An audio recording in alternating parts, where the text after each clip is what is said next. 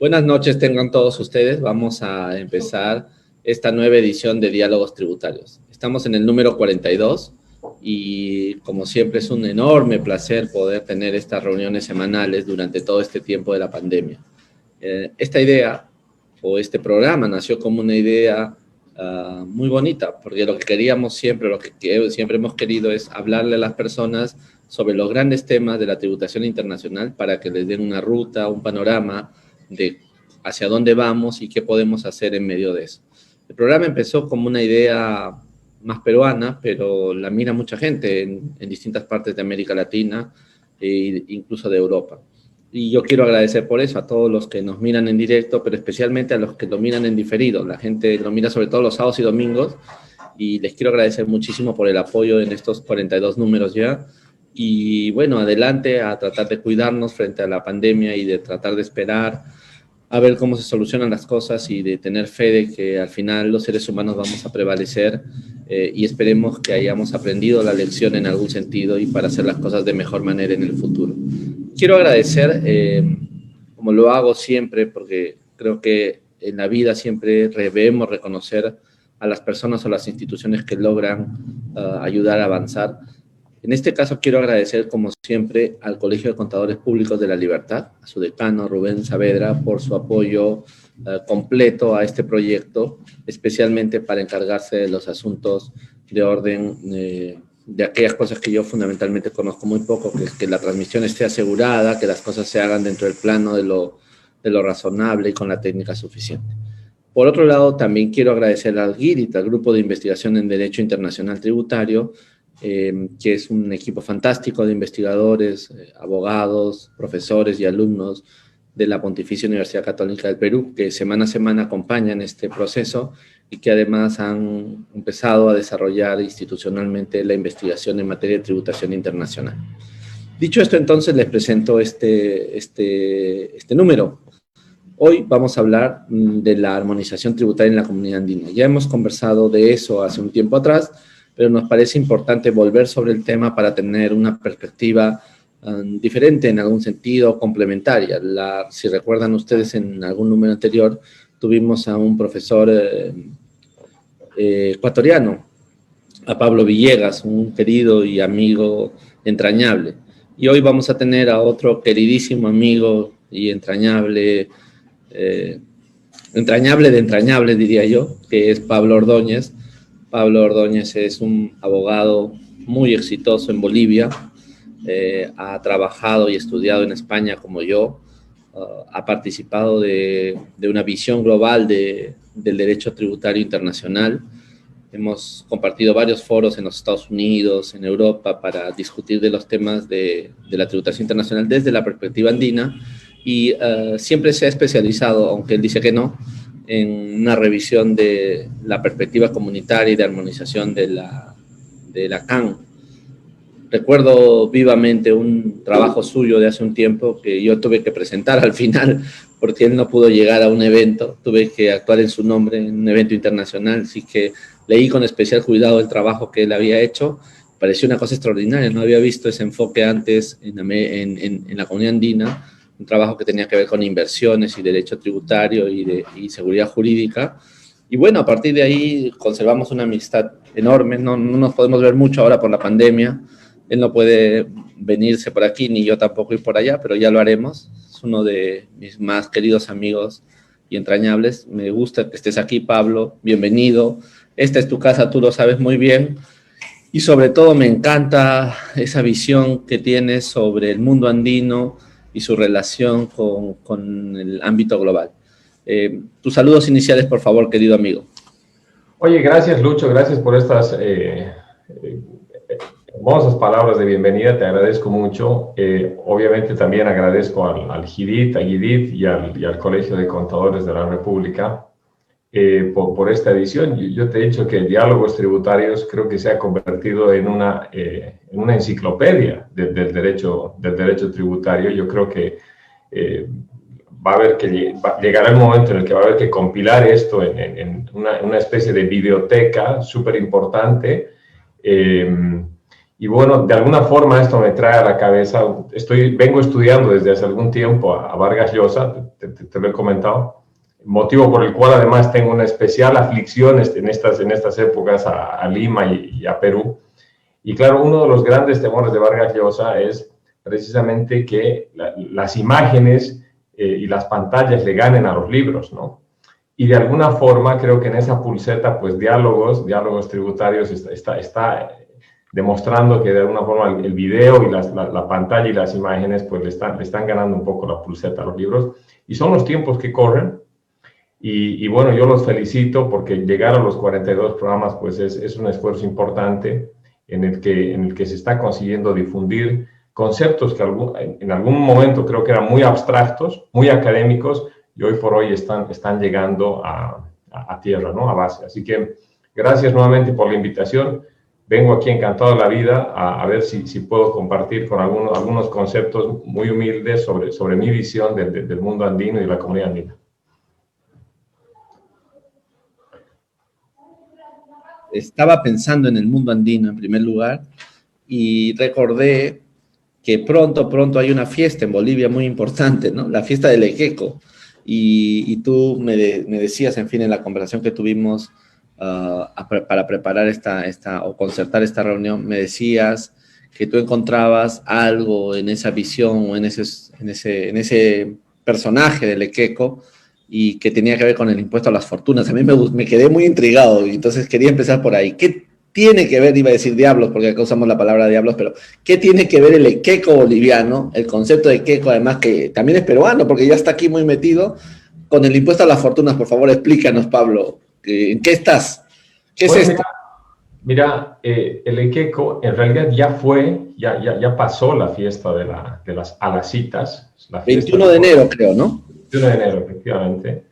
¿No? Y las fiestas de las alacitas, que son muy populares en la región andina de La Paz, en concreto, de Bolivia, perdón, en concreto en La Paz, parte de Oruro y Potosí, pero la fiesta se ha ido extendiendo hacia Bolivia y también se ha ido extendiendo hacia la región andina del Perú. Se denomina la fiesta de la fortuna, es la fiesta de la fortuna, ¿no? Y el personaje central de las alacitas es el equeco. El equeco representa un personaje que en su momento, la leyenda cuenta que mediados de 1800 hubo un cerco importante a la ciudad de La Paz, por parte de los campesinos que cercaron La Paz y que impedían el tráfico de mercancías, de comida, de bienes, de todo tipo de cosas, ¿no? Entonces, la gente de La Paz que es una hollada, como tú sabes, La Paz es una hollada, estaba prácticamente aprisionada sin poder conseguir ningún tipo de alimentos, sin ningún tipo de mercancías, ¿no? Entonces, el equeco era una persona que conseguía pasar las mercancías de un lado del cerco hacia el otro lado del cerco y de esa forma consiguió, la leyenda cuenta que mucha gente sobreviva en La Paz, porque el cerco fue muy estricto y generó una hambruna terrible en la ciudad, ¿no? Entonces, a partir de ahí, el equeco se lo recuerda como el dios de la fortuna y el dios de la abundancia porque permitía, además con el tiempo se hizo un tipo adinerado porque precisamente el traspaso de las mercancías de un lado al otro lado del cerco le generaron una fortuna y se convirtió en el dios de la abundancia, ¿no? La importancia del dios de la abundancia en la región andina y en concreto en La Paz es que es una figura aspiracional. La gente aspira al equeco, porque el equeco en la fiesta, la gente compra bienes en miniatura, compra casas en miniatura, compra vehículos en miniatura, compra títulos de propiedades en miniatura, compra tarjetas de crédito, compra fortuna, ¿no? Y es una figura aspiracional que de alguna forma representa una aspiración especialmente del comerciante andino a tener fortuna, Entonces, me acordar, antes de que sigas, me acabas de hacer acordando vivamente, una vez yo he ido mucho por el Cusco por razones profesionales, académicas también. Me acuerdo un día que un querido amigo que nos debe estar viendo, que se llama Willy, contador a quien quiero mucho en Cusco, me dice, vamos a hacer una peregrinación. Entonces hicimos una peregrinación, no me acuerdo el santuario, era un santuario que nos demoró tiempo en caminar y llegar, pero a la entrada del santuario, era la Virgen, al entrar al santuario, habían a los costados cantidades de quecos y además digamos, representaciones de una casa, de un carro, etcétera, etcétera, etcétera, ¿no? Entonces, él me contó no el origen, sino el concepto, ¿no? La gente peregrina y también se lleva su equeco, se lleva las cosas que quiere conseguir, ¿no? Exacto. ¿Y sabes por qué me ha traído a cuenta esto? Por una cosa que, disculpen los que nos están viendo, los que nos van a ver, pero creo que es importante también contar esto. ¿Sabes por qué? Porque yo me llevé un corazón a pedido de... Porque como había pasado buen tiempo que estaba solo, entonces me dijo, mira, llévate este corazón. Entonces me llevé el corazón y al año siguiente conocí a mi pareja, ¿no? Alessandra, con la que llevo muchos años viviendo en una relación, como tú sabes, muy, muy, muy profunda, ¿no? Entonces me he hecho acordar eso, porque la aspiración del mundo andino es a la riqueza, pero la riqueza en sentido, no solamente en términos económicos, sino a la vida plena, ¿no es cierto? Al conjunto de cosas que tú necesitas para ser, para la existencia. Efectivamente, efectivamente. Y de hecho, desde una perspectiva sociológica y psicológica, pues participar de la feria de las citas, comprándote un corazón, comprándote novio, comprándote novia, comprándote una casa, un vehículo, representa una visualización, es una visualización de lo que la gente quiere, es una aspiración, ¿vale? Y en definitiva, lo que la gente quiere es tener fortuna. Fortuna económica, fortuna emocional, sentimental, etcétera, ¿no? Entonces, las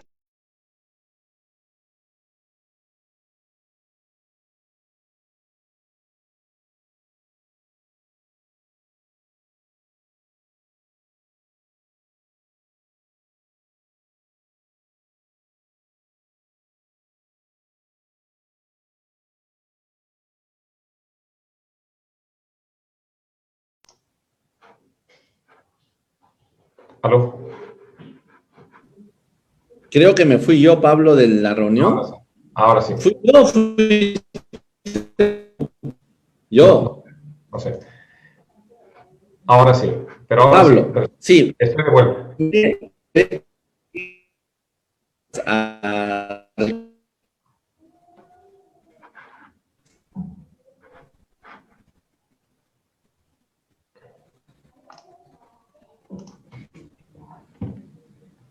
No sé, Lucho, ¿me escuchas? te escucho, Pablo. Perfecto. Continúa, por favor. Entonces el equeco representa esa figura aspiracional, ¿no? Entonces, la introducción de un impuesto a las grandes fortunas en Bolivia, de alguna forma, contradice esa aspiración, porque el impuesto a las grandes fortunas lo que viene es, definitivamente, a cercenar una parte de tu fortuna, ¿no? Cercenar una parte de tu patrimonio, cobrar una parte de tu patrimonio, ¿no?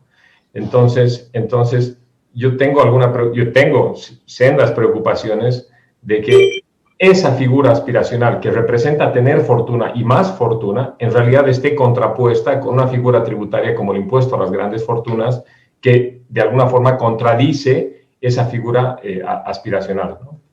Pero bueno, el impuesto ya está vigente aquí en Bolivia, está vigente en la Argentina y bueno, hay que Bueno, lidiar con eso. ojalá que no se extienda como el viento hacia acá. Mira, mi opinión sobre el impuesto a la riqueza es que efectivamente en el mundo andino es un impuesto demasiado duro porque no está grabando tu patrimonio, pero está grabando el patrimonio que posiblemente el Estado no estuvo contigo en la consecución de ese patrimonio. Y para discutir ya en términos de país sobre un impuesto a la riqueza, necesitaríamos un estado de cosas más tranquilo, donde podamos conversar y no en medio de una pandemia donde hay una crisis muy profunda, ¿no? Y no tenemos claro todavía, y tenemos una enorme certidumbre sobre lo que va a venir. Entonces, yo prefiero más bien un sistema tributario que apueste por grabar la ganancia, más que la riqueza existente, sino la ganancia que luego se va a convertir en riqueza, ¿no? Pero sí, yo creo que amerita volver a trabajar este tema. Yo coincido contigo en que esta figura se tiene que implementar con mucha más calma. En Bolivia se le ha introducido y en Bolivia, en realidad, desde una perspectiva macroeconómica, lo que viene a hacer el impuesto es a profundizar el cobro de los impuestos en los pocos contribuyentes formales, ¿no? O sea, está claro que en nuestros países hay un gran volumen de economía informal que está al margen de todos los impuestos y en realidad lo que este impuesto a las grandes fortunas viene a hacer es que en Bolivia además no va a tener tampoco impactos recaudatorios importantes, lo que viene a hacer es a profundizar mucho más esa brecha entre los contribuyentes que son formales y que aportan, que somos formales y que aportamos, respecto los que están fuera del sistema, ¿no? Entonces, amén de otras críticas que yo tengo sobre la entrada en vigor del impuesto por temas de aplicación retroactiva de las normas que aquí constitucionalmente están prohibidas. Pero a lo mejor incluso hablar un poco del impuesto a las grandes fortunas nos da un poco de pie también a hablar de temas comunitarios porque de alguna forma la decisión 578 también está diseñada para evitar la doble imposición de impuestos a la renta y al patrimonio, aunque sobre el patrimonio se habla muy poco. Sí, ahora pienso hacer eso contigo. Pero empecemos por una cuestión. En tu opinión, ¿cuál es la importancia? Quiero entrar un poquito antes del propio tema de la materia tributaria. ¿Cuál es la valoración que tiene el boliviano común sobre la comunidad andina? Yo te quiero contar un poco la experiencia peruana, porque la he estudiado, ¿no?, bastante. Cuando tú vas por el país, la comunidad andina no se siente. Pero no es un valor institucional del conjunto de la población. Lo que más te recuerda a la sociedad, a la comunidad andina en el Perú, es el pasaporte, porque en la parte de adelante dice comunidad andina, ¿no? Y luego, y sin embargo, en el mundo académico, especialmente de la economía, del mundo de la economía y de las ciencias sociales, y del derecho también, hay muchos profesionales convencidos del proyecto de la comunidad y de su valor y del sentido que eso significa, ¿no? De hecho, Luis Aparicio Valdés, que fue mi jefe y ya no está presente, en materia laboral siempre me recordaba la importancia que tuvo el convenio Andrés Bello, por ejemplo, en materia educativa, ¿no? Y también en algún sentido de formación laboral, y los convenios iniciales y la pasión que tenía la élite peruana en aquel momento por querer hacer esta comunidad, ¿no? Pero sin embargo hoy no es el gran tema de la política institucional peruana. Tenemos un parlamento andino, ¿no es cierto? Y en ese parlamento siempre hay representantes peruanos. Ahora vamos a tener elecciones en abril y se está postulando para eso, pero yo dudo de que el ciudadano común viva profundamente la comunidad. Eso no lo veo en Colombia, por ejemplo, o en Ecuador. En Colombia y en Ecuador suelo ver yo más pasión por la comunidad andina que el Perú. No sé cómo es en Bolivia. Cuéntanos un poco cómo lo ves. Y luego tu panorama general, ¿no? No, yo creo que en Bolivia tampoco se siente, la población en general tampoco siente a la comunidad andina en su día a día, ¿no? El boliviano de a pie no lo siente, ¿no? A pesar que hay algunas áreas en las que el derecho comunitario andino especialmente tiene un notable nivel de penetración. Me refiero, por ejemplo, a propiedad intelectual, ¿no? Yo comentaba esta mañana con una colega que prácticamente en propiedad intelectual, o sea, la normativa comunitaria andina tiene un nivel de penetración tremendo, ¿no? Y además se toman decisiones sobre normativa comunitaria y los fallos del Tribunal de Justicia de la Comunidad Andina se toman como vinculantes, pero además las líneas jurisprudenciales del tribunal son prácticamente ley, ¿no? No pasa lo mismo con otras áreas, ¿no? Y esto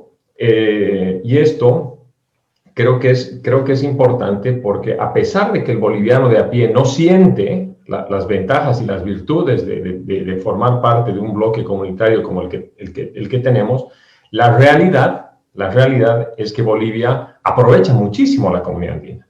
Por darte un ejemplo, el segundo inversor extranjero más importante en Bolivia es Perú. ¿Me entiendes? El segundo inversor, después de España, el segundo inversor extranjero directo en Bolivia es Perú, y además es un inversor tradicionalmente institucional, ¿no? O sea, vienen grandes compañías a invertir a Bolivia, ¿no?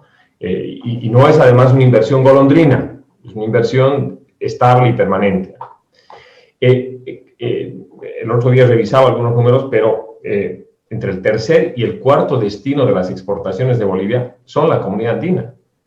Después de Argentina y de Brasil, donde va el gas de Bolivia, pues el resto de commodities, especialmente vinculadas a soya, lácteos y demás, son la comunidad andina. Entonces, y son la comunidad andina en gran medida por el mercado común el mercado común que se ha conseguido desarrollar en la región. Entonces, es verdad que en el día a día tu pasaporte que dice Comunidad Andina, pero también cuando voy a Lima y voy a Lima simplemente con un carnet de identidad, bueno, lo sientes, pero eso solo lo sienten quienes van. Ahora la comunidad ha introducido este tema del roaming, de telecomunicaciones gratuito entre la comunidad. Hay pequeñas cosas que yo creo que si existiese una decisión política mucho más profunda y mucho más seria para profundizar, seguramente que el ciudadano de a pie lo sentiría, pero eso no obsta de que la comunidad no sea tremendamente importante para nuestro país. Perfecto. Entonces, tú sigues creyendo, por lo que te estoy escuchando, que hay una aspiración necesaria a construir el modelo comunitario, por lo menos en un largo plazo. Tú no eres de los opositores al contrato comunitario. No eres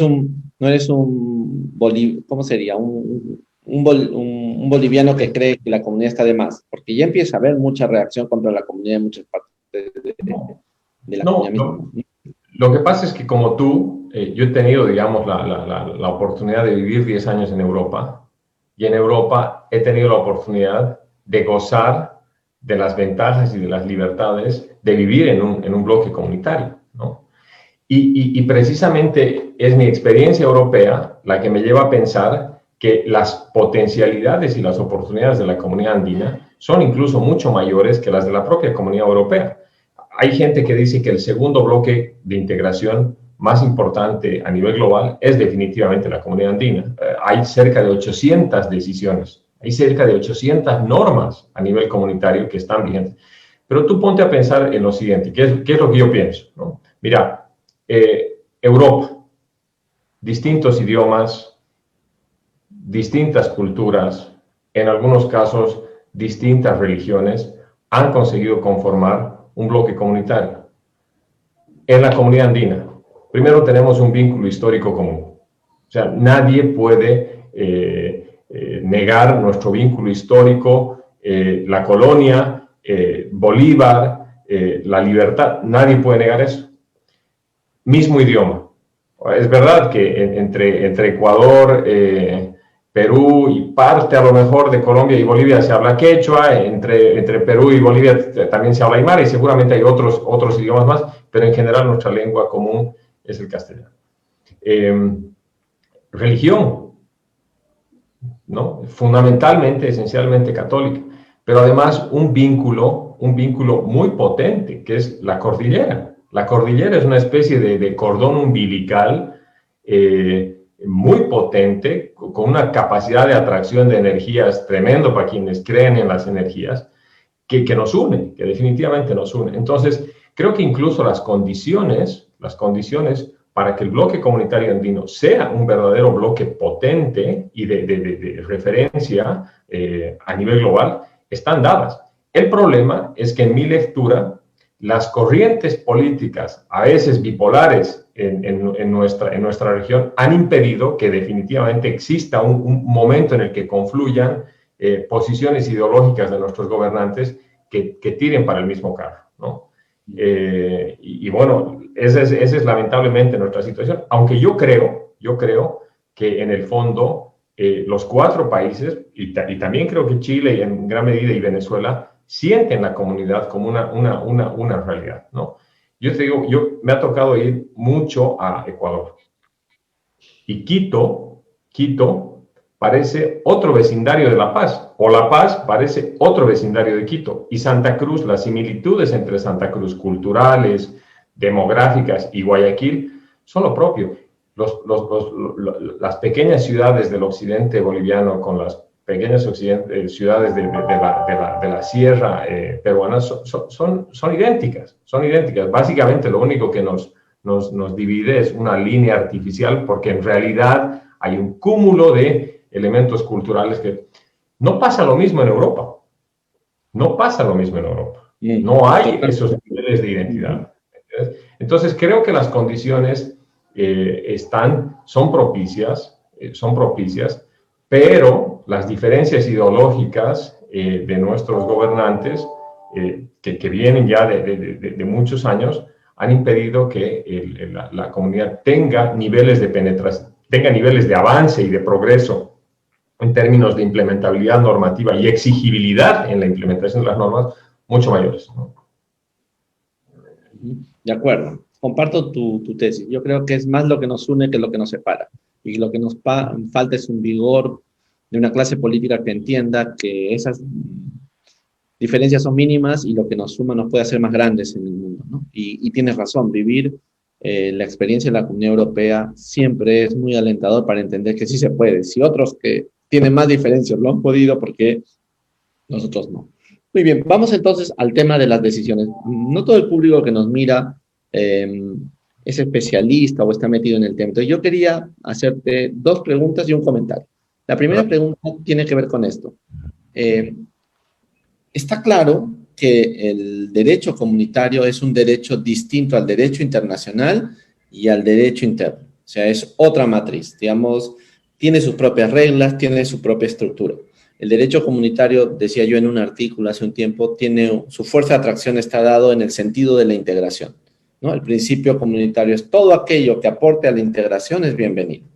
Y ahí va mi segunda cuestión. Cuando las decisiones de la comunidad andina se introducen o van a cada estado, sufren un poco por las razones de orden constitucional de ese estado, porque las constituciones tienen reglas sobre tratados diferentes. Entonces, también me gustaría preguntarte sobre ese segundo elemento, pero concatenados estos dos, quería referirme a un tercer elemento, y ya más como una opinión. Te cuento que nuestro querido amigo Fernando Serrano, no, perdón, no es Fernando Serrano, ya se me fue.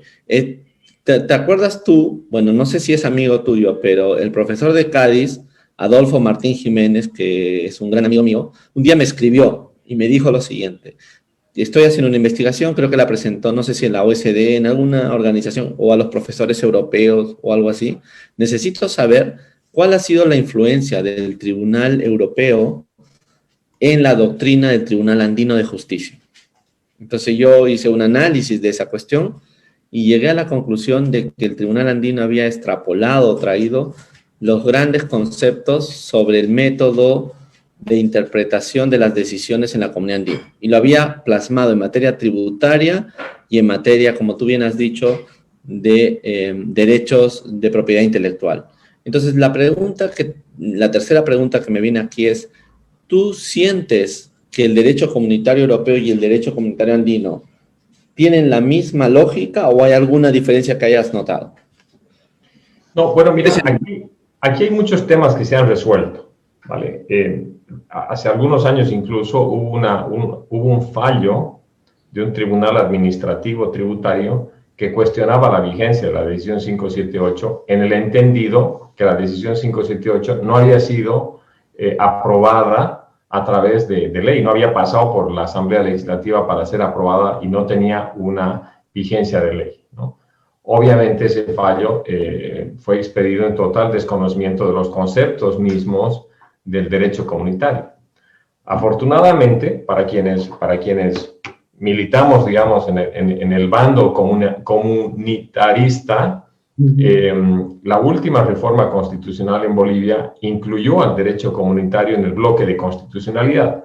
Yo no sé si en Perú existe un bloque de constitucionalidad, pero acá el bloque constitucional es una figura que prevé que existen normas, en este caso comunitarias, que sin formar parte del texto constitucional deben considerarse incorporadas al mismo. Entonces, las normas comunitarias tienen rango constitucional y están investidas de la misma jerarquía y validez de la Constitución. Entonces, en ese contexto,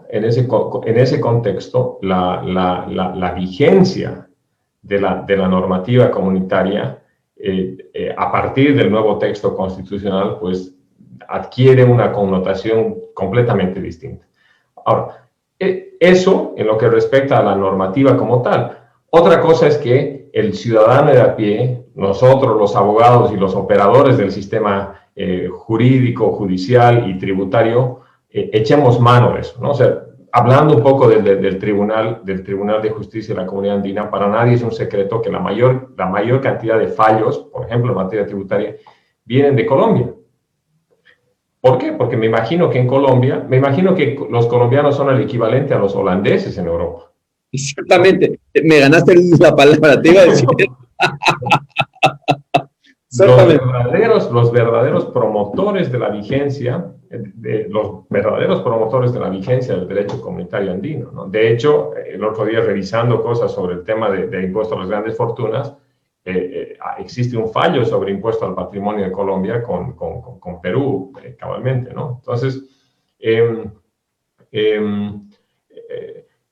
no pasa lo mismo con Bolivia. ¿Por qué? Bueno, no lo tenemos que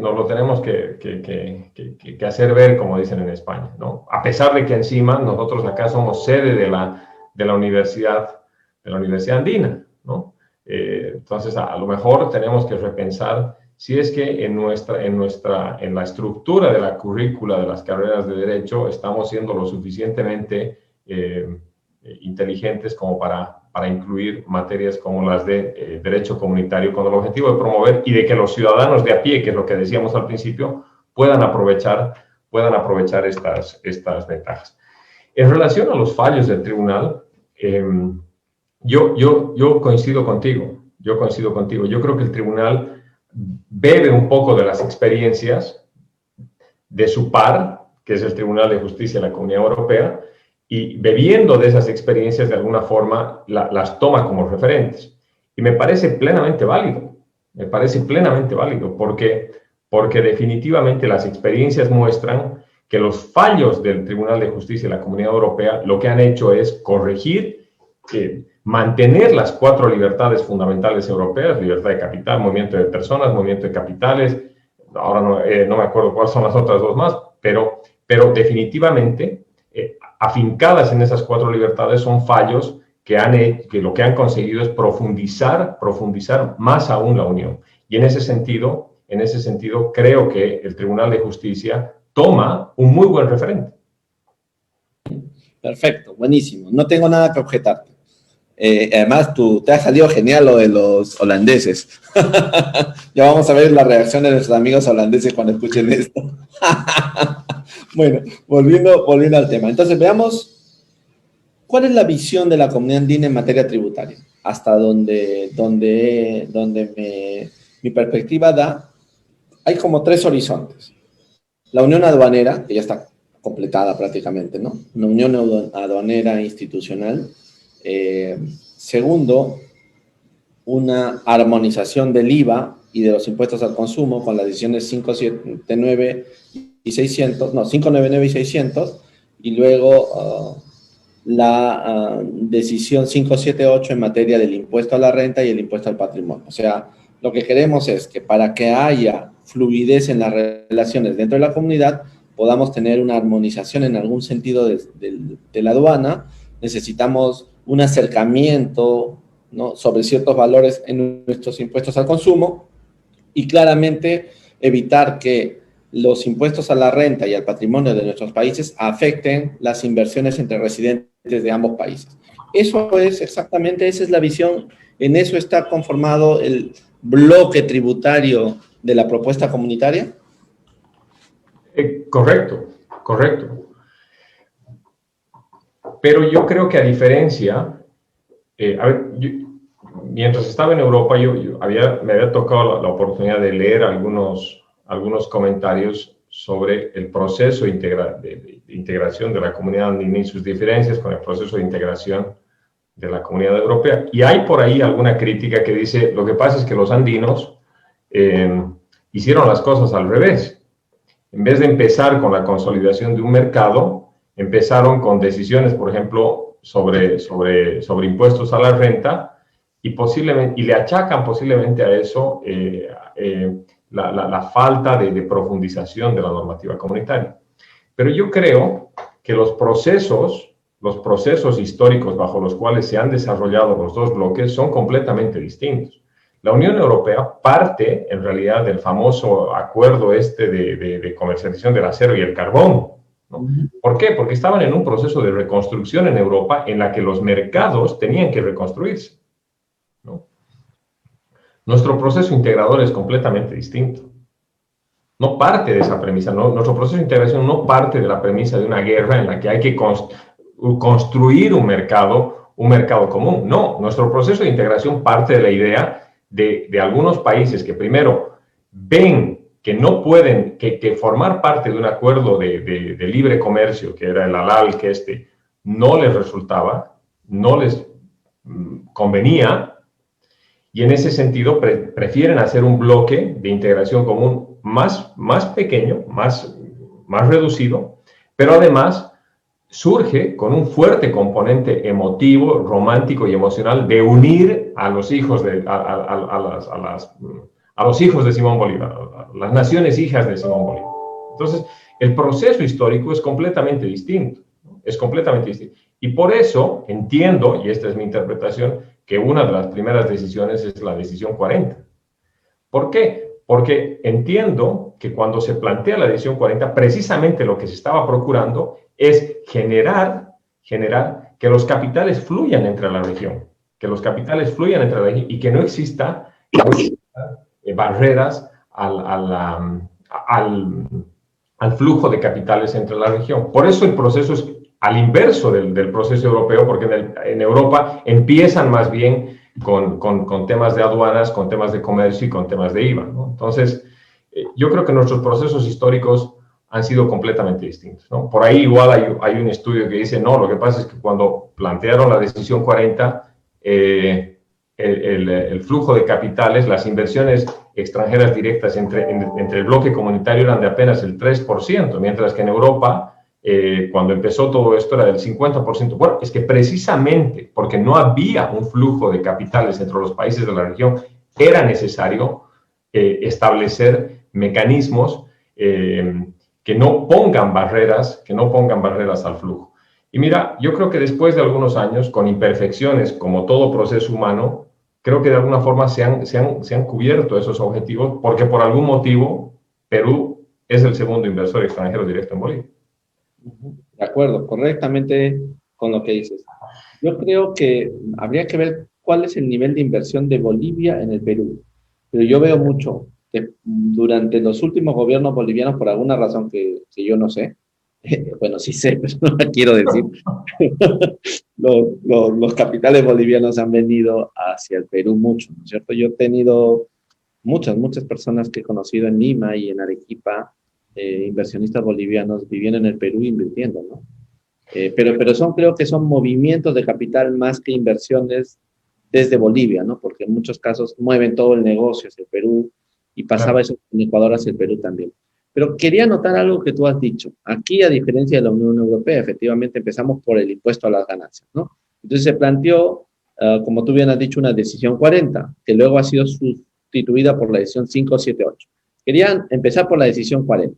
Cuando la comunidad aprueba la decisión 40, aprueba además, junto con ello, un modelo de tratado, de convenio para evitar la doble imposición, que la comunidad debería, en teoría, los países miembros de la comunidad deberían de celebrar con terceros países, ¿no? Mira, el Perú nunca celebró un convenio bajo ese modelo con ningún país fuera de la comunidad. No sé cómo fue en Ecuador, creo que tampoco.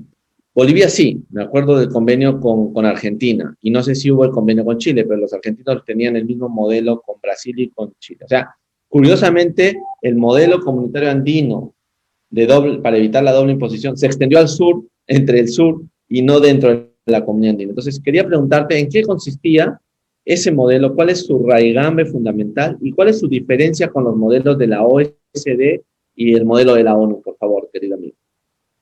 Claro. Bueno, mira, todos estos temas, el otro día estaba revisando un poco, me metí en una investigación por revisar un poco el origen de los temas de doble imposición, ¿no? Y bueno, todo esto surge con los problemas de la posguerra y la creación de la Liga de las Naciones. La Liga de las Naciones designa un comité de expertos, entre otras cosas, por ahí hay algún texto que dice que financiado por los Rockefeller, por la familia Rockefeller, para crear un comité de expertos que encuentre mecanismos que permitan el flujo de capitales en los países sin que estén gravados dos veces, ¿no? Y bueno, la Liga de las Naciones, que es es el antecedente de Naciones Unidas, pues le encomienda a un comité de expertos analizar.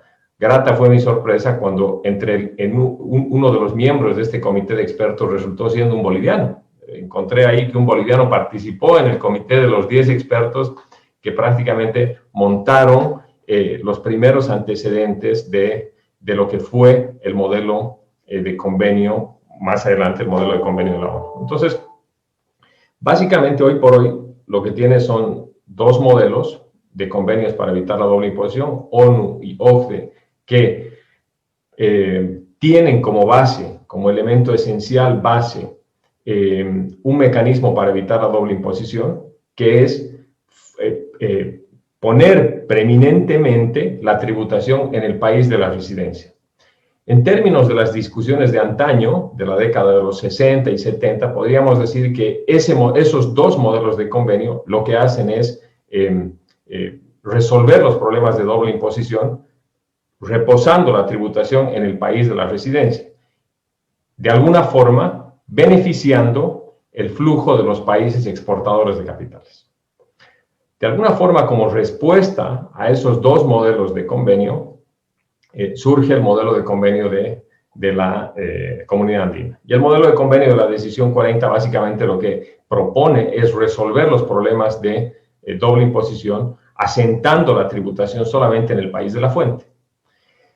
Entonces, de alguna forma, si quisiéramos catalogar los tres modelos de convenios, tenemos un modelo de convenio que es pura fuente, es decir, resuelve los problemas de doble tributación solamente a través de criterios de fuente. Tenemos al otro lado un convenio que procura resolver todos los problemas de doble imposición a través de criterios de tributación en residencia, y a lo mejor un modelo intermedio, un modelo soft, que es el modelo de las Naciones Unidas, que resuelve los problemas de doble tributación con criterios de residencia, pero otorgándole un poco de tributación al país de la fuente con criterios un poco más extensivos, digamos, ¿no? Entonces, es verdad que la Decisión 40 ha servido, y el modelo de convenio de la Comunidad Andina solamente ha servido como modelo para la suscripción de dos convenios. Primero, el convenio entre Bolivia y Argentina, y el segundo convenio entre Argentina y Chile. Creo que el convenio entre Argentina y Chile no estoy actualizado, pero creo que ha sido denunciado. Ha habido el famoso caso de Molinos del Río de la Plata que tanto lo hemos estudiado, ¿no? Hay una explicación por la cual, por lo menos a mí es la que más me gusta y me atrae, que es la explicación de Eduardo Bajstrowski. ¿Conoces a Eduardo? Sí. Argentino que enseña la mitad del tiempo en Inglaterra. En Inglaterra, sí. Brillante. Tengo muchísimo respeto y muchísima admiración por Eduardo, porque él analiza el derecho tributario cuantificando elementos, ¿no? Y él básicamente lo que nos dice con relación, él tiene un artículo que a mí me marcó muchísimo. De hecho, escribí un artículo sobre su ensayo, que se llama The Use and Interpretation of Tax Treaties in the Emerging World, ¿no? El uso e interpretación de los tratados en el mundo emergente, y trata de clasificar y darle una racionalidad, digamos, científica, casi matemática, a por qué se interpretan los convenios en el mundo emergente como se interpretan. En ese artículo, Eduardo Bajstrowski lo que hace es le da una explicación a la situación de la Comunidad Andina. Y él básicamente lo que nos dice es, miren, en el mundo todo es una competencia, todo es una competencia. El problema es que las competencias solamente son válidas el momento en que compites entre iguales. El momento en que no compites entre iguales, pues no hay competencia. Y el problema del modelo de convenio de la CAN es que se mete en una competencia en desiguales respecto al modelo de CAN. Y pone una frase que me parece además súper interesante, y es: esto es como la competencia entre los videos de Betamax y los videos de VHS. Entonces, había competencia entre iguales, no había competencia entre iguales, y definitivamente lo que resulta de esa competencia fue la eliminación, la desaparición definitiva del Betamax de Sony, con la preeminencia del VHS, que además era adaptable a distintas marcas. Entonces, el problema del modelo de convenio de la CAN es que se inserta en un proceso de competencia, global, con un factor de desigualdad. No es posible poner en competencia al modelo CAN con el modelo OCDE o con el modelo ONU. No pasa lo mismo con el modelo ONU y el modelo OCDE. Los dos están en una misma pista de competencia, son asimilables y obviamente en ese contexto pues habrá que medir cuál es el que le conviene más a cada país, ¿no? Entonces, yo creo que en ese contexto el modelo de convenio de la CAN pues, no tuvo éxito precisamente porque se introdujo en un mundo de competencias en el que no era posible competir. Perfecto. Y ya, entonces eso nunca lo pensamos porque ese convenio sigue vigente. hay que eliminarlo. Eso debería ser una decisión, por ejemplo, del Parlamento andino, ¿no? Someter a una reflexión o llamar a las otras instituciones de la comunidad para que repiensen ese tema. Pero esto me ha dado pie a una siguiente pregunta, querido amigo, que es esta. La decisión 40, que fue la madre de todo este cordero, que era, como hemos dicho, la norma que incluye en ese momento eran 4, a los 5 países en aquel momento y hoy día 4, establece una regla, que es que la renta, la ganancia el impuesto a la ganancia se va a pagar en aquel país donde se ha producido la riqueza, que es la regla de fuente, ¿no? Y a diferencia de esa, el otro dice, no, vamos a darle preeminencia al país de la residencia del capital. Entonces, en nuestro modelo, el diseño institucional es, si una empresa una persona domiciliada en Bolivia realiza una operación que genera ganancia en territorio peruano, entonces debe gravar en el Perú y no debe gravar en Bolivia y viceversa. Si esto es así, ¿cuál es la diferencia en el marco original de la decisión 40 con el cambio que hubo en la decisión 578? ¿Cambió mucho? ¿No cambió mucho? ¿Por qué se renovó la decisión? ¿Cuál es tu lectura de este tema? Bueno, no hubo un cambio. Los principios generales de tributación en fuente se mantuvieron prácticamente incólumes y lo que se requirió, lo que realmente se demandaba era una actualización con algunos conceptos nuevos. Pero en esencia, la tributación en fuente se mantuvo. Exactamente. Entonces, la idea general se ha mantenido. Lo que ha habido, como tú bien dices, es unos detalles que en la idea de la comunidad o de los que hicieron esto era actualizar un poco, porque la idea de fuente estaba pervirtiéndose, porque la fuente física ya no era el elemento central, por eso es que hay cambios en los servicios, ¿no? Eso lo vamos a ver después, lo voy a preguntar después. Pero aquí viene mi pregunta. Si tú fueras parlamentario andino, por ejemplo, o estuvieras en algún puesto ejecutivo en la comunidad, ¿tú impulsarías un cambio del modelo hacia reglas de residencia o lo mantendrías en la regla de fuente? Y lo digo pensando en ti, que eres un experto en la relación entre la tributación de la comunidad andina versus la tributación del extranjero. O sea, lo que hemos hecho adentro, conversa con lo que estamos haciendo hacia afuera, o hay una desconexión que puede llevarnos a un problema de planificación fiscal por las transnacionales? No, yo creo que hay un problema. A ver, yo tengo aquí visiones encontradas, porque si bien el criterio de tributación en fuente, en términos generales, parece ser un criterio derrotado, o por lo menos así parecía, oiga, en términos de tributación internacional, hablar de fuente parecía un pecado hace 10 años, hoy por hoy, hay muchos países... Es un muerto que ha revivido. Claro, hay muchos países que están migrando a tributación territorial. Básicamente te dicen que tributas bajo residencia, pero con exención de tus rentas extraterritoriales, ¿no? Hemos hablado de los holandeses, creo que en Holanda hay algo un poquito de eso. En Estados Unidos se estaba discutiendo también migrar a un sistema de tributación territorial. Y no soy un experto en tributación digital, lo sigo muy lateralmente, pero creo que el pilar 1 y el pilar 2, algo de tributación, un poquito territorial, también hablan, ¿no? Entonces oiga, parece parece que las discusiones de los viejos, de nuestros profesores, de nuestros maestros de la década de los 60 y 70, de la escuela latinoamericana defensora del principio de fuente, parece que no era una discusión que estaba tan mal dirigida, al contrario, parece que años después la volvemos a poner sobre la mesa como un auténtico mecanismo de resolución de problemas tributarios y bueno, el tema de la economía digital posiblemente es un ejemplo de eso.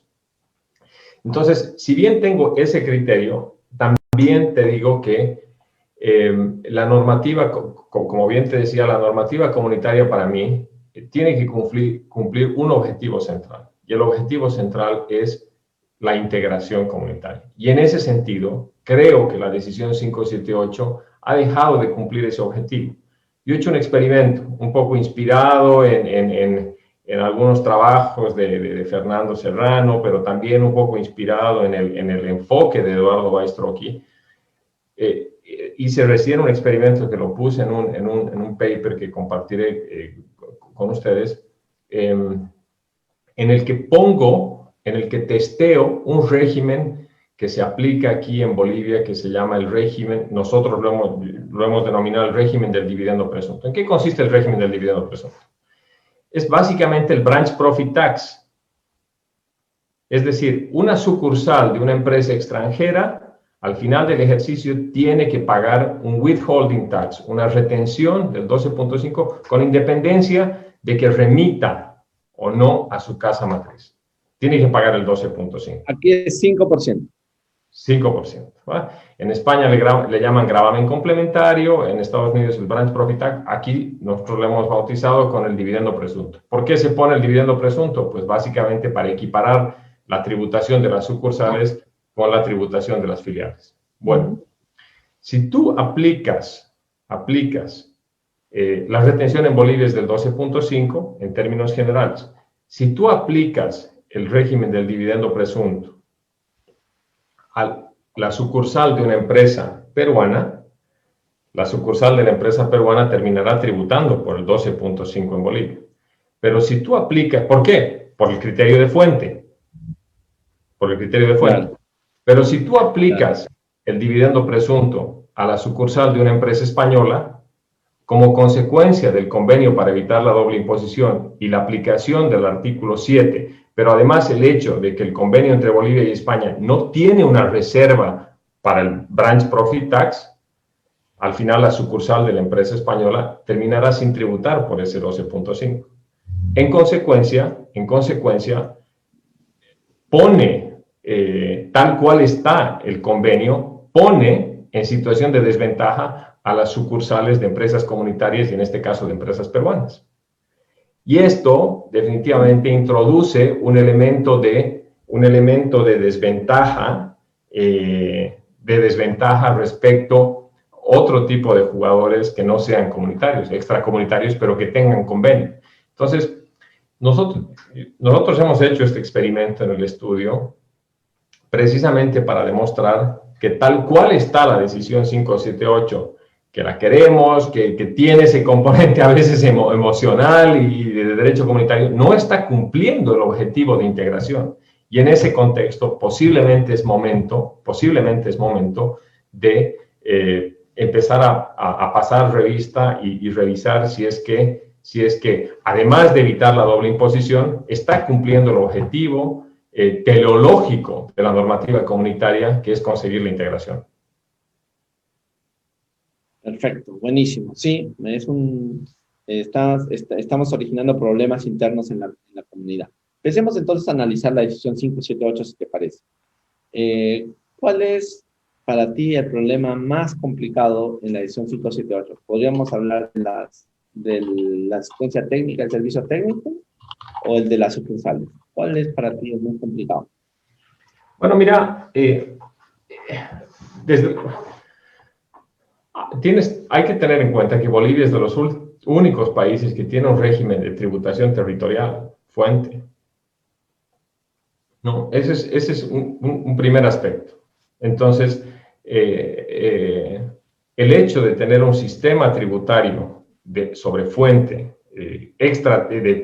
además con un fuerte foco en territorialidad, porque todo lo que es fuente es básicamente territorialidad, salvo contadas excepciones, genera como efecto el hecho de que exista una sincronización muy natural con la decisión 578. No pasa lo mismo, entiendo, con Perú y con Colombia, porque teniendo regímenes de tributación, residencia y renta mundial, tienen una decisión que de alguna forma no genera esa sintonía, no sincroniza. Entonces, desde la perspectiva de Bolivia, no hay tantas estridencias entre el convenio y el régimen local, por una parte. Por otra parte, también ten en cuenta que, si bien tú me dices que hay inversores o movimientos de capitales entre Bolivia y Perú, nuestro sistema de territorialidad, de fuente y territorialidad, no ha conseguido uno de sus objetivos, que era precisamente promover que los inversores y los empresarios bolivianos se expandan y se internacionalicen. Las inversiones bolivianas en el exterior todavía son contadas, comparando, por ejemplo, con Perú, con Ecuador y Colombia. Entonces, en ese contexto de cosas, la problemática tributaria en la aplicación de la decisión 578 no presenta muchos casos, Dicho eso, ya desde la perspectiva de la aplicación en la importación, por ejemplo, de servicios, definitivamente, servicios profesionales, ¿no?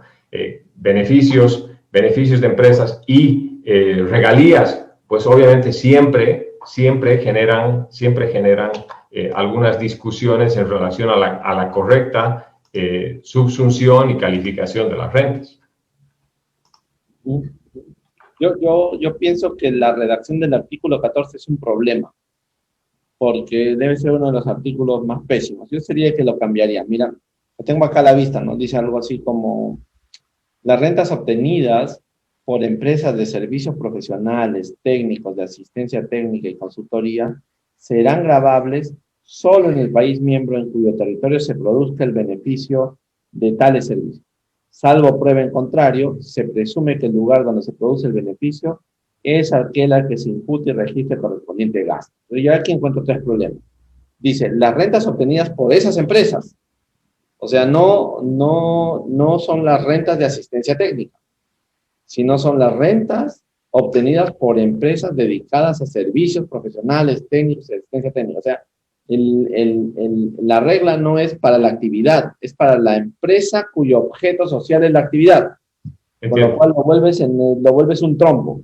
Pero luego dice, se presume que el lugar donde se produce el beneficio es aquel en el que se impute y registra el gasto.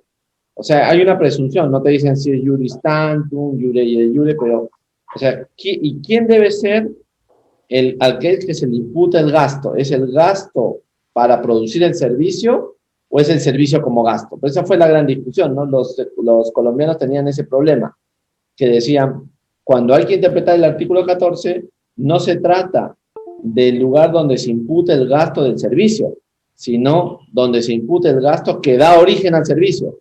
O sea, para ponerlo en sencillo, ¿no? Si es una empresa boliviana que le brinda un servicio de asistencia técnica a una empresa peruana, decían en la idea colombiana original, tiene que ser grabado en Bolivia, porque Bolivia es el país donde la empresa que va a brindar el servicio de asistencia técnica está deduciendo el gasto.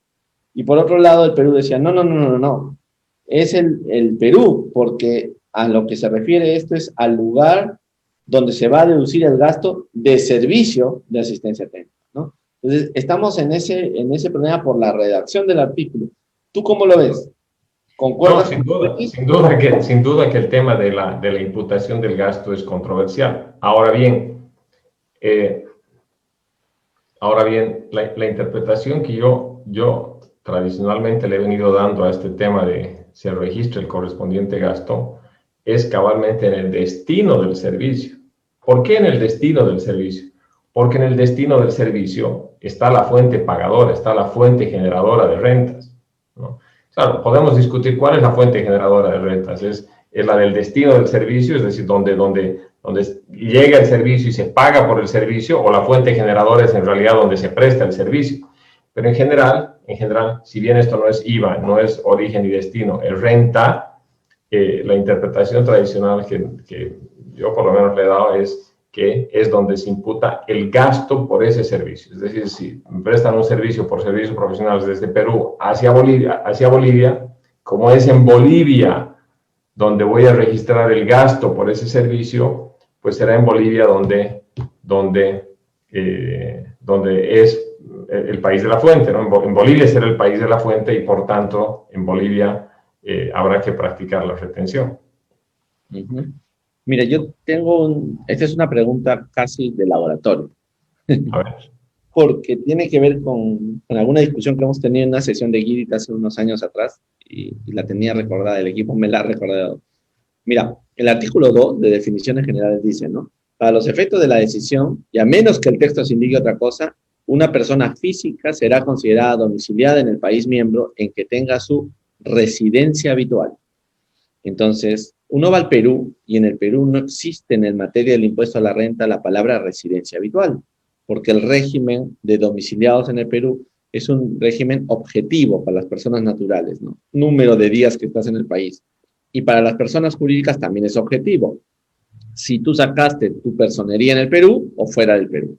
Muy bien. Entonces, si tuviéramos que ser técnicos, tendríamos que decir, respecto a la aplicación de la decisión 578, deja de ser válidos los supuestos del domiciliado de nuestro artículo 7 de la ley, ¿no es cierto? Por lo tanto, ¿a dónde vamos? Entonces, vamos al artículo 3 de la misma decisión. Entonces, ¿qué dice el artículo 3? Dice, alcance de expresiones no definidas. Toda expresión que no esté definida en el convenio tendrá el sentido con que se usa en la legislación vigente en cada país miembro. Y entonces volvemos al Perú y decimos, el sentido que se usa en la legislación vigente en cada país miembro. Entonces uno dice, ¿aplico la norma tributaria? O sea, el artículo 7, o me voy al derecho civil y busco el concepto de residencia habitual. Claro. Pleito, ¿no? Porque entonces esto podría extender el impuesto a cantidad de supuestos distintos, ¿no? De personas. Eso lo ha querido arreglar luego el Tribunal Fiscal, pero claro. Quería preguntarte entonces, acá hay un problema, ¿no?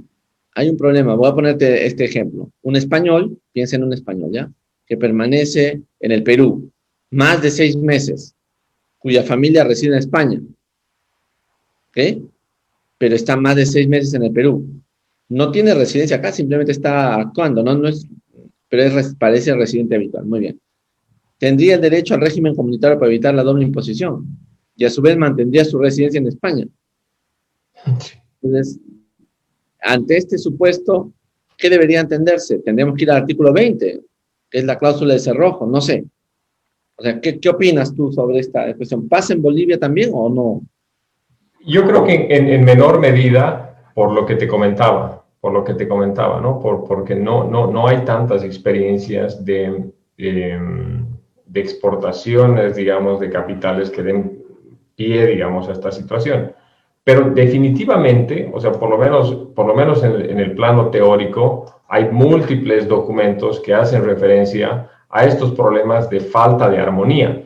Y la falta de armonía, yo creo que se ve mejor reflejada precisamente en aquellos países en concreto Perú y Colombia, en los que teniendo un régimen esencialmente de residencia, de tributación en residencia y renta mundial, que tiene otros criterios de sujeción, que tiene otros puntos de conexión y otros puntos de atracción de la renta, tienen que hablar con un convenio que en realidad tiene un criterio completamente distinto. Mientras unos tienen criterios subjetivos, en el convenio, en la decisión 578 tenemos criterios objetivos. Y en ese contexto, digamos, este tipo de conflictos se presenta en menor medida en Bolivia. ¿Por qué? Porque tanto la decisión como el sistema tributario básicamente parten de la misma premisa, que es tributación en fuente. Es tributación en fuente. Entonces, nosotros, por ejemplo, sobre este tema de la residencia habitual, en Bolivia no hay un concepto de residencia habitual. En Bolivia no hay. Aquí básicamente la tributación, como la tributación es objetiva, eso quiere decir que básicamente tributan en Bolivia todas las rentas que se obtengan con independencia del sujeto. Todas las rentas que se obtengan en el territorio boliviano están sujetas en Bolivia. Con independencia de la cualidad de residente o no del sujeto, están sujetas. y desde hace tiempo hay una discusión incluso de que no, lo que pasa es que en Bolivia deberíamos legislar la figura del establecimiento permanente, ¿no? Hay una discusión doctrinal ahí de que deberíamos decir que, oye, yo por ejemplo soy partícipe de que no se puede legislar un criterio de establecimiento permanente en un sistema fiscal como el boliviano, que es objetivo y en el que prima la tributación en fuente, con independencia de si es un EP, no es un EP, si es un residente o no es un residente. Entonces, este tipo de conflictos, Lucho, se presentan, yo creo, en mayor medida en estos dos estados en los que tienen, digamos, regímenes fiscales locales distintos que no están en sintonía con la decisión. Me has hecho acordar de un caso que tiene que ver con el artículo, a ver, ¿qué artículo era este? Déjame recordar, el 8 creo, sí, el 6, los beneficios de la empresa, ¿no? El artículo 6 dice, los beneficios resultantes de la actividad empresarial solo serán gravables por el país miembro en donde éstas se hubieran efectuado, perdón. Entonces, ¿a qué se refiere con beneficio? Ingresos, rentas. ¿De qué estamos hablando, no? ¿Beneficio es el ingreso o la renta? Porque beneficio podría ser entendido en Colombia de una forma, en el Perú de otra. O sea, le falta un rigor técnico a esta decisión, me parece, que debería ser revisado para efectos de cerrar los círculos de los problemas interpretativos alrededor del artículo. No hemos visto el 14, ahora el 6 y luego el tema del domicilio. No, yo coincido contigo. Yo coincido que, digamos, un poco en línea con los comentarios anteriores, yo creo que viene siendo tiempo en el que la decisión tiene que ser revisada a profundidad. Pero hay dos elementos políticos adicionales que posiblemente marquen un antecedente importante para la revisión de la decisión 578, y es la eventual adhesión de Perú y Colombia a la OCDE, ¿no? Entonces, si es que en el contexto de la adhesión de Perú y Colombia a la OCDE, con los severos requisitos que hay que cumplir para adherirse, en términos de adaptación normativa local, de todo tipo, fiscal, social, económica, financiera, etc. Si es que la decisión en ese contexto no se adapta, se van a generar una cantidad de problemas por la falta de sintonía y sincronización y armonización de los regímenes fiscales con la decisión. Y esto puede dar pie a una bomba cuyos efectos yo creo que de momento son inconmensurables por temas de treaty shopping, por temas no, más en un contexto en el que Bolivia, como te digo, tiene un régimen fiscal territorial, ¿no? Entonces, creo que viene siendo tiempo de revisar todos estos conceptos y hacerlo en un nuevo contexto y una nueva realidad. Sí, mira, ahora que lo has tocado, me preguntaba si de repente ahora que Perú y Colombia van a la OCDE, ojalá que vayamos, ¿no? De pronto se desarma la comunidad, porque curiosamente, bueno, el gobierno ecuatoriano, más o menos, ¿no? Pero entre el gobierno ecuatoriano y boliviano se parece más y su estructura económica se la han asemejado en los últimos años que, a diferencia de ello, Colombia y Perú, ¿no? Hay como una fisura institucional muy fuerte, ¿no? Dos modelos de economías diferentes, no de derecho, pero sobre todo de economía. Ahora, la otra cosa que me había hecho pensar lo que tú decías era justamente el artículo 20, ¿no? Es muy divertido el artículo 20 de la comunidad. No sé si tú has tenido tiempo de estudiarlo. Claro, Es bien divertido porque, mira, para los que nos están siguiendo, dice, la interpretación y aplicación de lo dispuesto en esta decisión se hará siempre de tal manera que se tenga en cuenta que su propósito fundamental es el de evitar la doble tributación de unas mismas rentas o patrimonios a nivel comunitario. Pero luego dice, no serán válidas aquellas interpretaciones o aplicaciones que permitan como resultado la evasión fiscal correspondiente a rentas o patrimonios sujetos a impuestos de acuerdo con la legislación de los países miembros. ¿No es cierto? Entonces, y luego dice, nada de lo dispuesto en esta decisión impedirá la aplicación de la legislación de los países miembros para evitar el fraude y la evasión fiscal. Entonces, esta es una cláusula antielusiva general comunitaria o algo parecido. Y si esto es así, ¿no? Por aplicación del principio, por el principio de aplicación inmediata, los estados podrían invocarla para la lucha contra la ilusión en su propio plano local, ¿no? Están estableciendo un estándar para la lucha contra la doble no imposición que no hemos visto antes, ¿no? Y no sé si tú te acordarás de aquel fallo del Tribunal Andino que dice que la decisión proscribe la doble no imposición. O sea, Correcto. más allá incluso que la propia OSD en su planteamiento. Y la ¿Cómo lo acción, ves tú? ¿Cómo lo ves? Es que y la eso acción, tenemos los andinos, ¿no? Un día se nos ocurren unas instituciones que nadie ha visto y 20 años después aparecen. ¿Eso sabes con qué pasó en el Perú? Perdóname la digresión, con los servicios digitales.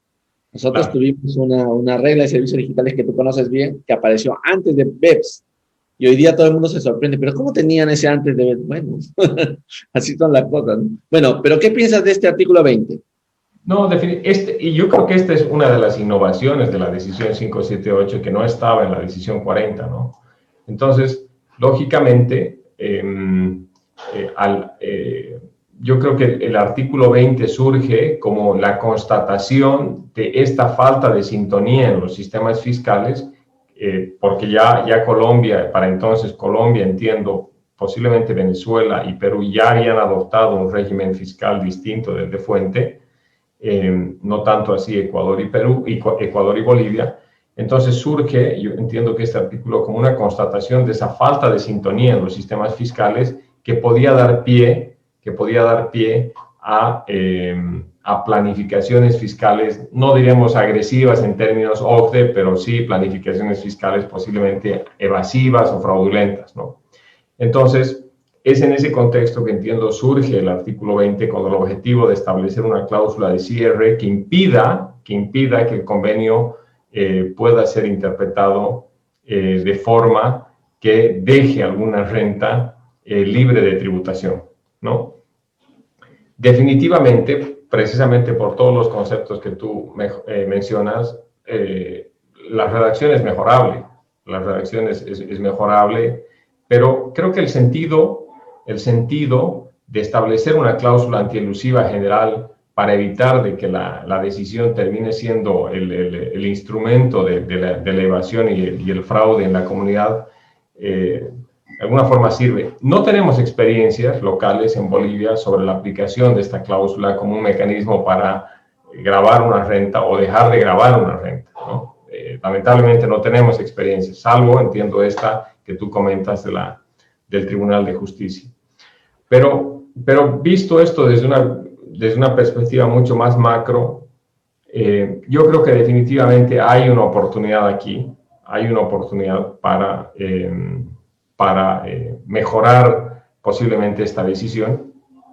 Y mira, no hemos hablado todavía de la 599 y de la 600, ¿no? Que digamos, a mí me generan muchísimas preocupaciones también, porque no me queda claro finalmente si, por ejemplo, la 599, que procura armonizar el IVA en los 4 países, un poco de la mano del mercado común, ¿es vinculante o no es vinculante? ¿Sí? No me queda claro si es vinculante. Yo no sé, por ejemplo, cuál es la experiencia en Perú sobre la internalización de la decisión 599. Aquí en Bolivia muy poco se ha hecho al respecto.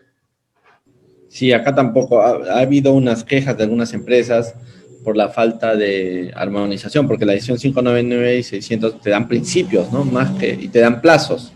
Bueno, esa es una parte que todavía no hemos desarrollado. Yo creo que en el tema del IVA, efectivamente, como tú dices, ya si si la vigencia de la decisión de la edición 578 ha causado tantos problemas, más los está causando en IGB, ¿no? Oye, tú sabías, no sé si te has enterado, yo lo conté la otra vez en otro programa, que la decisión 578 no es aplicable, por lo menos se ha dicho en los criterios peruanos, a los establecimientos permanentes de empresas residentes en otros estados distintos a los de la comunidad andina. Y esto puede ser útil en el caso boliviano. Por ejemplo, es una resolución del Tribunal Fiscal Peruano del año 2017. En ella el tribunal decía que un establecimiento permanente en el Perú, una sucursal de una empresa española, ¿no? Y había pretendido que se le aplique la decisión 578 por los servicios que prestaba en el Ecuador, ¿no? O sea, imagínate una matriz española que en lugar de establecer una filial establece un establecimiento permanente en el Perú, y este establecimiento permanente en el Perú, que es una persona jurídica para efectos del impuesto a la renta en el Perú, invierte en Bolivia o invierte en Colombia, ¿no? Entonces el tribunal dijo, la resolución peruana dijo que la decisión 578 tiene como objetivo eliminar la doble imposición entre los países miembros de la CAN. Estas disposiciones no le aplican a los establecimientos permanentes, a pesar de ser considerados domiciliados en el Perú. ¿Y sabes por qué razón dijo el tribunal, el tribunal fiscal? Porque los establecimientos permanentes solo tributan por sus rentas de fuente peruana y no por sus rentas de fuente extranjera. ¿Okay? Esa fue la razón. No sé qué opinas de esta posición. Oye, me parece, hay fallos en Europa parecidos, ¿no? En el sentido de que un convenio, las previsiones de un convenio no protegen, las previsiones de un convenio no protegen al establecimiento permanente en sus relaciones con terceros países, ¿no? Lo había visto, pero lo había visto en otros casos, pero me parece interesante este caso que planteas. Ahora, yo no sé si eso plantea algunos problemas de discriminación, ¿no? De hecho, de discriminación, porque al final, si tú reputas al establecimiento permanente, por mucho que en términos mercantiles, en términos comerciales, sean la misma persona jurídica, pero si la reputas a efectos tributarios como un domiciliado local, no sé si el negarle estos derechos comunitarios pues la estás poniendo en una situación de discriminación, ¿no? Una situación de discriminación distinta, porque finalmente si es domiciliado, pues entiendo que como domiciliado gozará de los mismos derechos y además tendrá las mismas obligaciones respecto a cualquier otro contribuyente local, ¿no? Ahora, pero yo creo que estos temas, por ejemplo, vuelvo un poco al ejemplo que te ponía sobre la aplicación del régimen del dividendo presunto en el caso de Bolivia, en el que una sucursal de una empresa peruana en Bolivia está en desventaja respecto a la sucursal de una empresa española, posiblemente se podrían resolver a través de la aplicación de una cláusula de nación más favorecida.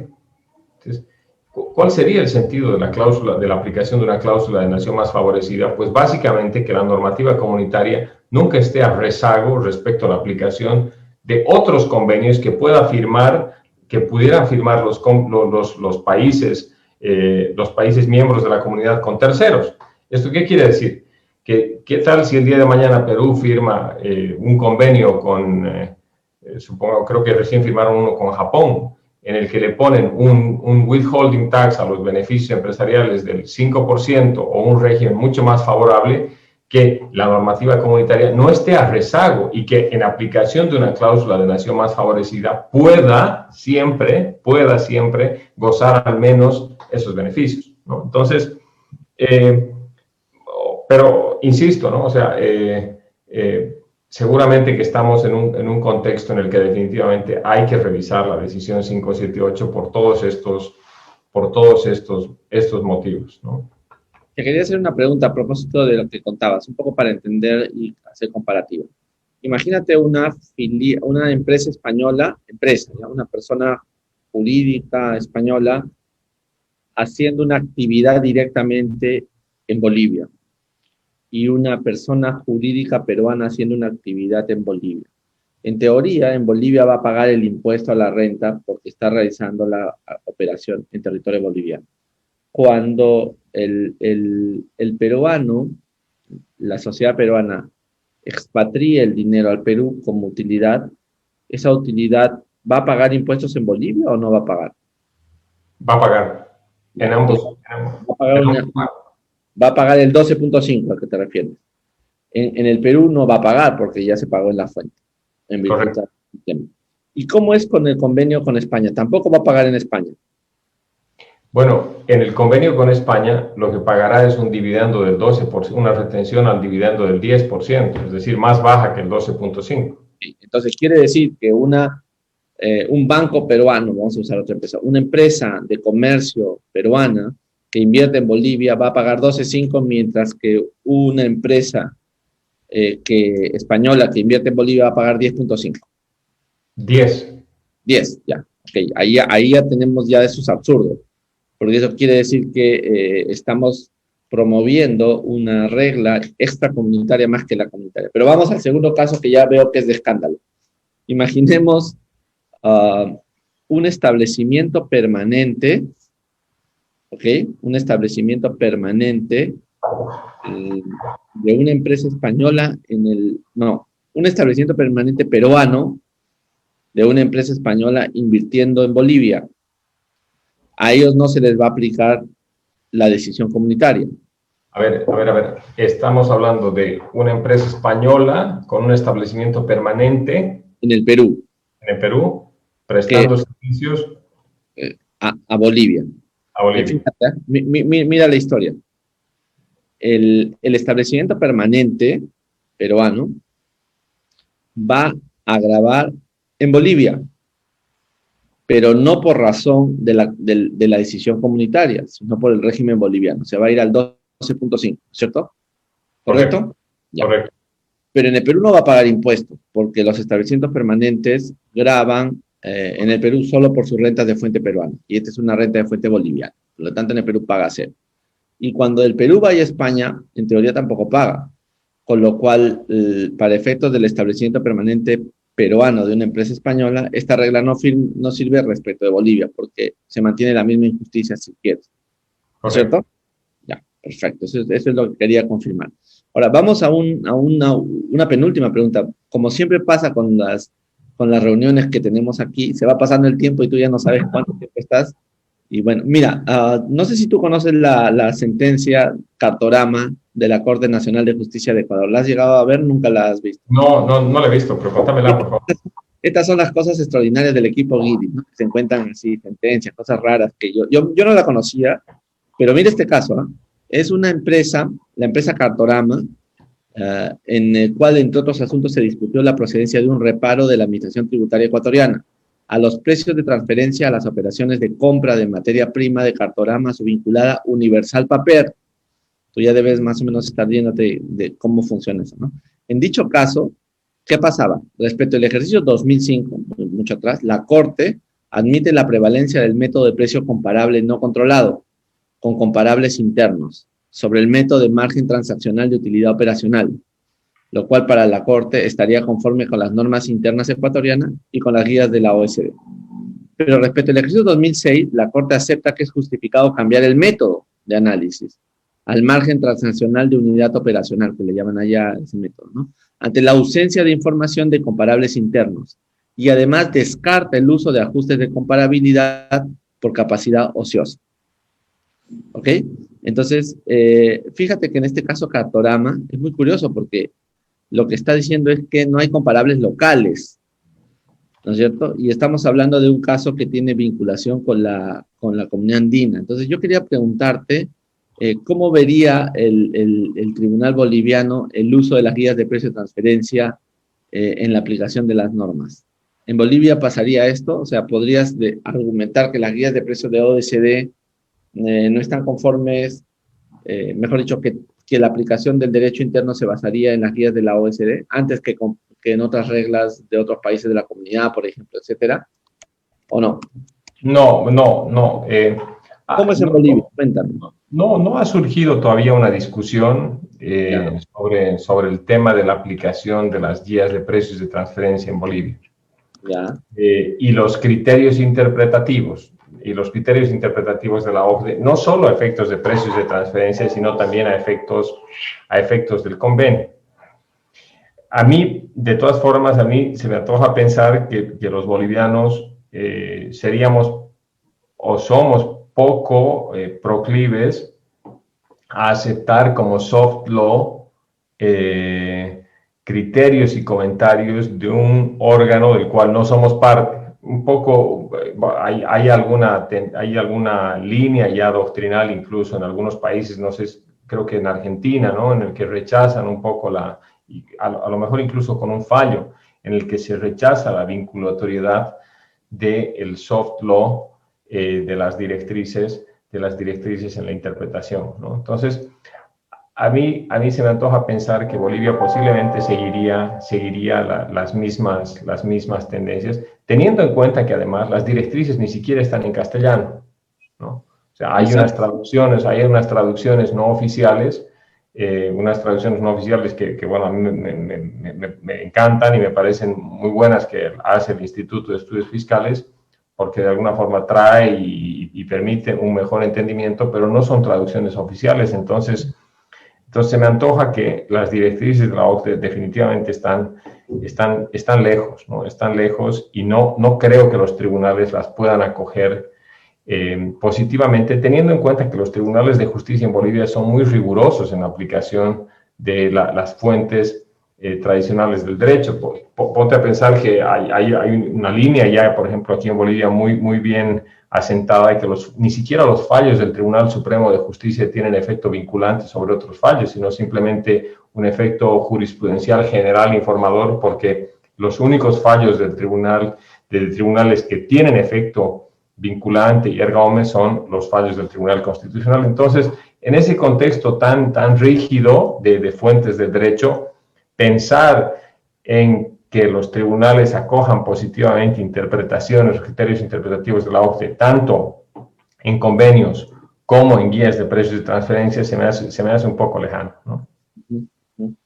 Perfecto, buenísimo. Mira, ya no quiero abusar, perdón, de tu confianza, y creo que ya vamos terminando la reunión porque hemos pasado 1 hora y media, querido Pablito, y yo, claro, no me he dado cuenta, y así soy yo y puedo seguir, pero quería pedirte tu reflexión final sobre las luces y las sombras de la integración en la comunidad andina en materia tributaria. ¿Cómo ves? ¿Cuál sería tu análisis final para nuestros amigos?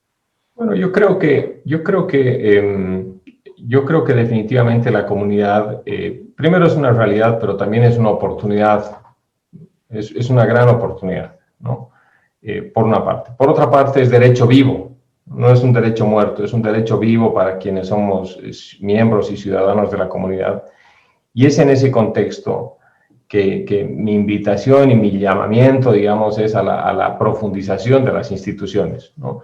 La comunidad es una comunidad con instituciones. Hay instituciones también comunitarias que han tenido mucho éxito, si bien algunas ni siquiera nacidas en el seno mismo de la comunidad, pero por ejemplo la Corporación Andina de Fomento es un banco de inversión que tiene una presencia internacional y un desarrollo internacional que seguramente que podría botar muchísimas experiencias, ¿no? Entonces, yo creo que hay que apostar por la comunidad, y en ese contexto, ya en lo que respecta a la materia tributaria, creo que hemos avanzado mucho, como tú bien decías, en términos de comercio exterior, aduanas y la consolidación de un mercado único. Creo que ahí Bolivia es posiblemente una evidencia de esa situación porque la comunidad es destino posiblemente el tercer o cuarto destino de las exportaciones de Bolivia, y en ese sentido creo que hemos avanzado bien, y ese es el testimonio, ¿no? Ese es el testimonio.